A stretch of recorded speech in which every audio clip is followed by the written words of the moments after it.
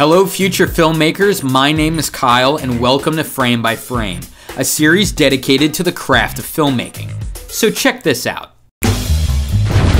This is Birdman, a very special movie. And no, not because Michael Keaton runs around in his underwear, but because it's a marvel of technical filmmaking.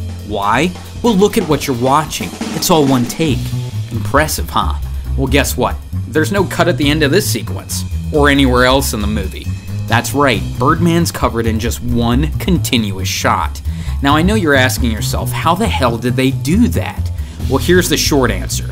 They didn't. You see, Birdman's really comprised of numerous cuts. You just never see them.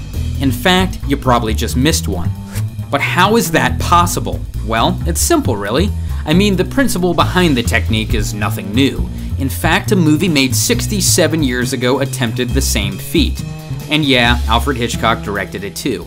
And what's even crazier, director Alejandro Iñárritu adopted concepts from that film to make Birdman. So let's pause this for a second. Great. Now hold on to your whitey tighties. It's time to travel back to 1948 to discover the secret behind continuous takes.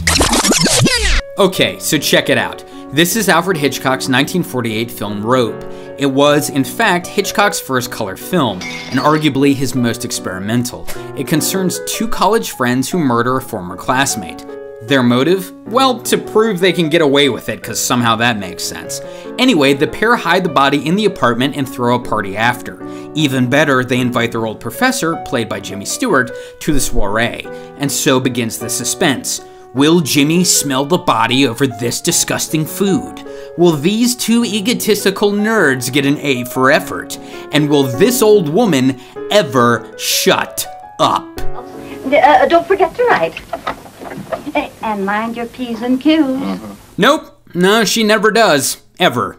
Now, Hitchcock wanted to shoot Rope in one continuous take, but the Technicolor 3-strip cameras he was using could only shoot 10 minutes of film at a time, meaning Hitchcock had to improvise. If he couldn't make a film without cuts, he'd do the next best thing. He'd hide them. And here's how. Right here. What are you worrying about, Philip? After all. And again.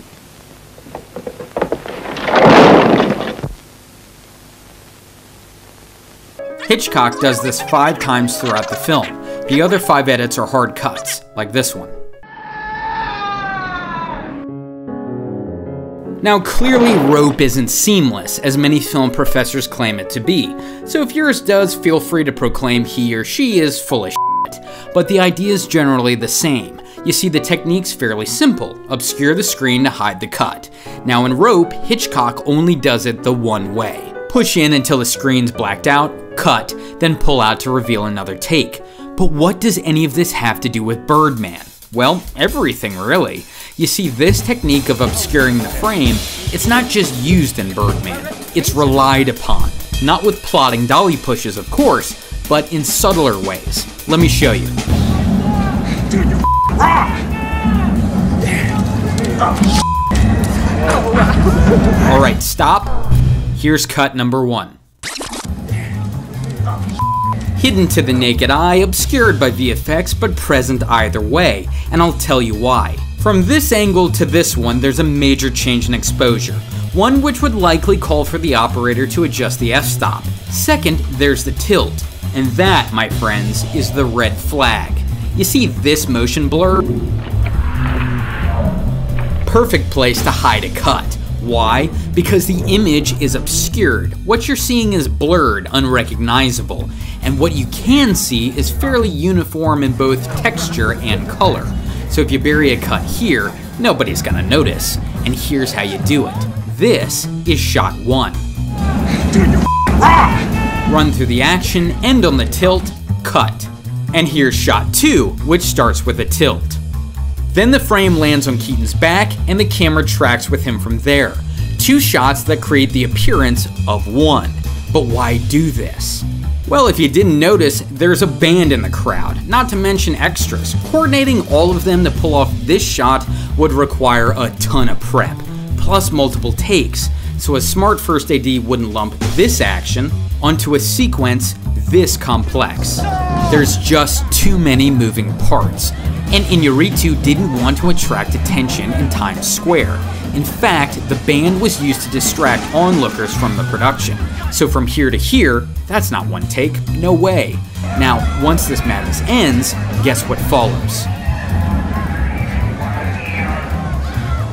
Another whip pan, and look, another background change. So you're starting to see a pattern? Well, I hope so, because you're not going to see anything else.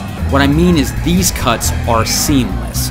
Now that's partly because of technique, and partly because of VFX used to mask the edits. But if you know the trick, you can spot the method. And whip pans aren't the only obscurement Iñárritu uses. Sometimes he'll cut when the screen goes dark, as he does here. And to the human eye, everything is the same, which is the biggest illusion of all. So now you know the truth. Most continuous takes aren't continuous at all. And whether it's 1948 or 2015, the principle behind hiding cuts remains the same.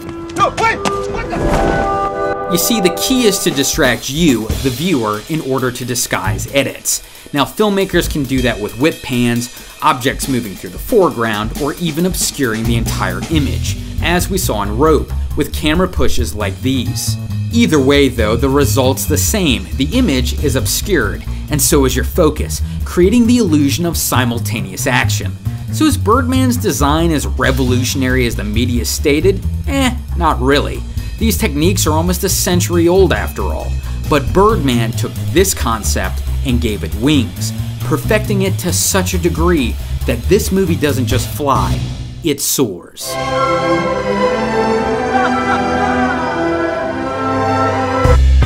So you guys are here because you like movies, which means you've probably got some pop culture savvy. And if you like pop culture, I highly recommend subscribing to Loot Crate. What is it? Well, it's a subscription service that delivers a loot crate like this one to your house every month. Inside is an assortment of gear, apparel, and collectibles. The theme changes every month, as do the items, but each crate contains a $40 value for less than 20 bucks a month. So to get your loot crate, sign up at the URL on screen. Then enter the code FRAME, which will save you 10% on your subscription. Past crates have included items from movie franchises like Marvel and Star Wars. So listen to your inner film geek and sign up. Those cinematic collectibles are calling for you. More importantly, thank you guys for watching. If you want to check out more Frame by Frame, make sure to click the frame to the left. Or if you want to check out a film theory episode on how terrifyingly close we are to Skynet actually being a plausibility, click the frame to the right. And make sure to subscribe to this channel, Film Theory, for more awesome cinema-related content. And until next time, my name is Kyle, and this has been Frame by Frame.